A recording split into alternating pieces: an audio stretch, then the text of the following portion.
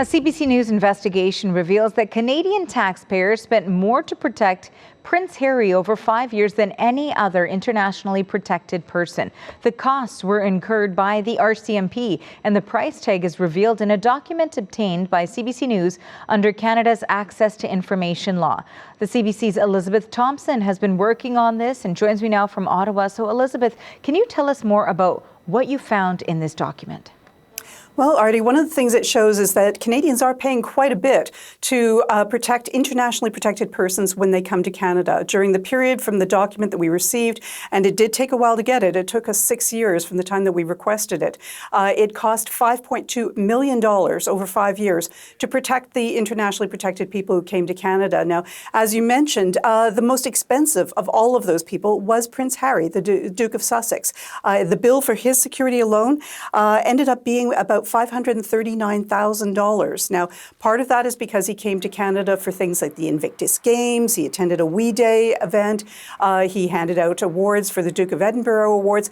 But during that time, he also met Meghan Markle, and they started dating. So he was traveling a fair bit to Toronto, and from time to time, the paparazzi would catch them, going out on a date or hanging out in the neighborhood or things like that. So since he was a working member of the royal family at that point, and his security was guaranteed by both the UK police and the RCMP, who had to make sure that he was safe while he was in Canada. Now, Simon Morgan used to protect members of the royal family, senior royals, and now runs a security firm. He explains why Prince Harry might have needed that level of protection at that point in time.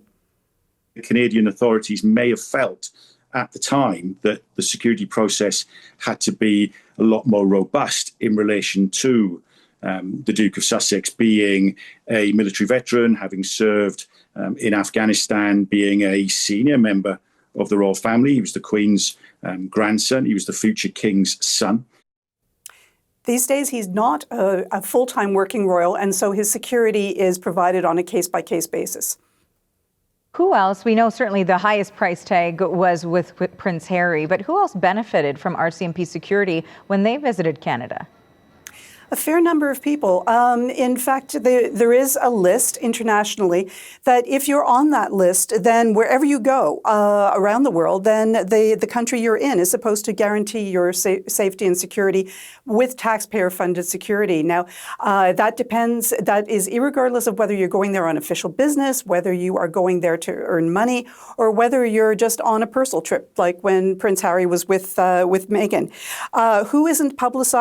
Who's on the list isn't very well publicized, but some of the names that were protected during that period is on the document that you can see on CBC.ca.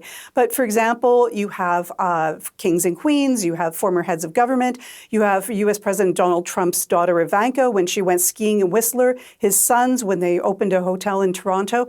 But among the various people that were on the list, the Obamas, the Clintons when they came here for speaking engagements. But one person who wasn't here for a speaking engagement was Jimmy Carter. He came to Canada in Winnipeg in 2017, he picked up a hammer and he helped build homes for Habitats for Humanity. Okay, thank you for this, Elizabeth. That is the CBC's Elizabeth Thompson in Ottawa.